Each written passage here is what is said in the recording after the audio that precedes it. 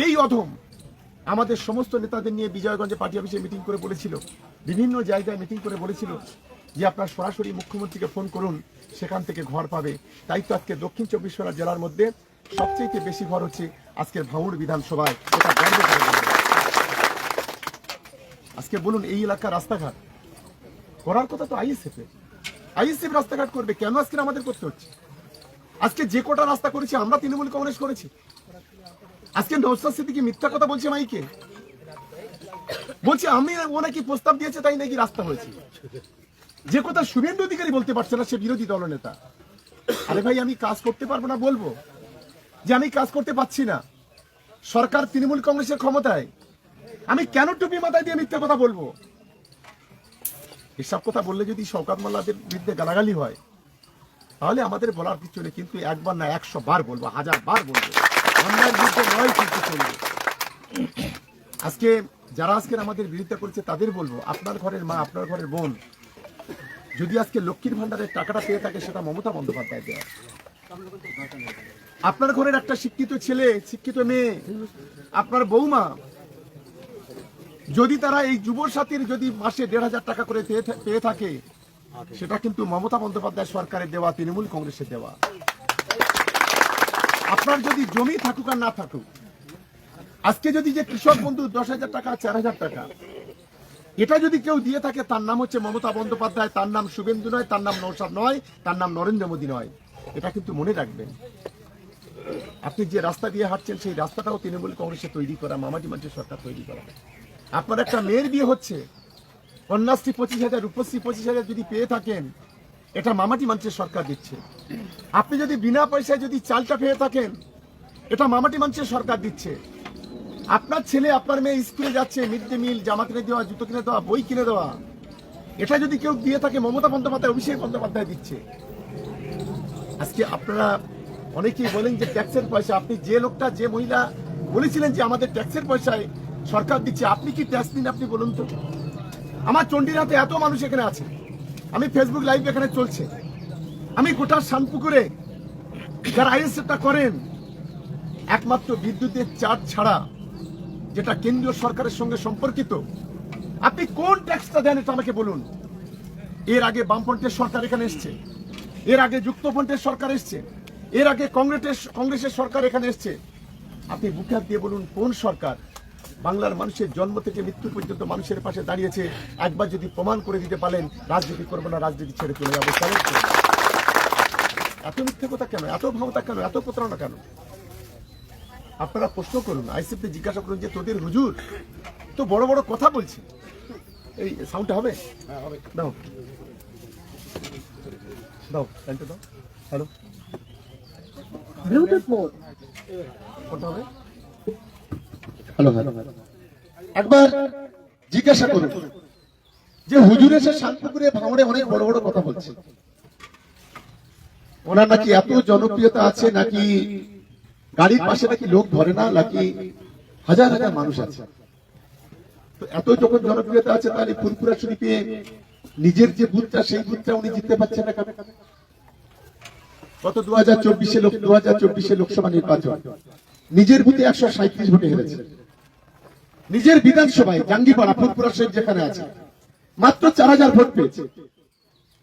আপনি তো বলেন যে আমার প্রচুর জনপ্রিয়, আমি প্রচুর, আমার জনগণ আছে, তাহলে আপনি নিজের বুথে জিততে পারছেন না, অথচ ভাঙড়ের সরল সোজা মানুষগুলোকে বোকা বানিয়ে তাদের আবেগ দিয়ে কেন ছিনিমিনি খেলা করছেন? তারা ভোটে জেতাচ্ছে আপনাদের। আপনার কি দায়বদ্ধতা নেই ভাঙড়ের উন্নয়ন করা? আমরা ব্রিজ করছি, ও বলছে ওটা আমার দেওয়া, আমরা রাস্তা করছি, ও বলছে আমার দেওয়া। যেটা বিজেপির কোন বিধায়ক বলতে পারে না, বিজেপির শুভেন্দু অধিকারী বড় নেতা সে বলতে পারে না, এই নওশাদ সাহেব বলছেন। কারণ এত মিথ্যাবাদী, এত মিথ্যা কথা বলে যে যদি এই ভারতবর্ষে মিথ্যার প্রতিযোগিতা করা হয়, সবচাইতে প্রথম প্রাইজ যিনি পাবে তার নাম হচ্ছে নওশাদ সিদ্দিকী। এটা নিশ্চিতভাবে আমি তাই এখানকার মানুষের কাছে অনুরোধ করবো, ভাঙড় তো আমরা জিতবো। আপনাদের আমরা একটা বড় উপহার দিয়েছি ক্যানিং পূর্বের মানুষ, দিদি মমতা বন্দ্যোপাধ্যায়, অভিষেক বন্দ্যোপাধ্যায়। আপনাদেরই ঘরের সন্তান, এই ভাঙড়ের সন্তান বাহাদুর। আমরা আপনাদের সঙ্গে বেইমানি করিনি। প্রথম যেদিন এসেছিলাম,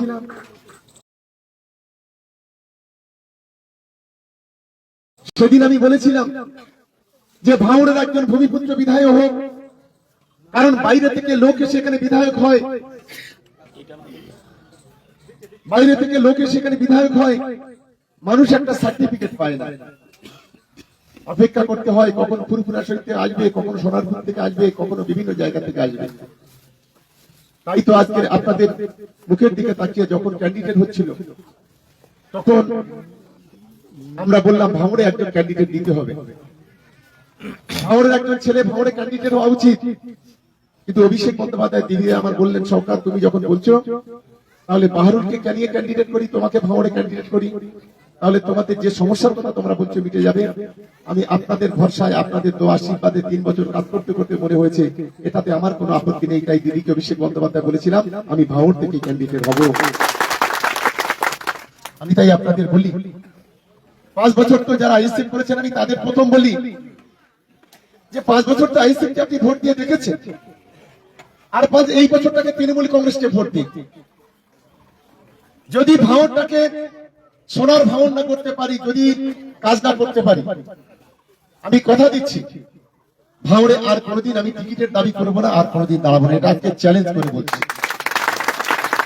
আমার প্রথম লক্ষ্য ভাঙড়ের গরিব মানুষ এখন বেশ কিছু আছে, তারা এখন তিরপল ঘরে, তিরপলের ঘর এখনো পর্যন্ত প্রচন্ড গরমে তারা তিরপলে ঘরে বসবাস করে, কেউ কেউ টালির ঘরে বসবাস করে, কেউ কেউ ঘরে ঘরে বসবাস করে। আমার ফার্স্ট প্রায়োরিটি ভাঙড়ে ভোটের পর প্রথম 5000 মানুষকে ঘর দেওয়া, এটা আমার প্রথম টার্গেট, প্রথম আমাদের লক্ষ্য। এরপরে আছে রাস্তাঘাট, পানীয় জল, বিদ্যুৎ, সার্বিকভাবে আমরা চেষ্টা করব। আমরা কথা দিলে কথা নাকি বেইমানি করি না।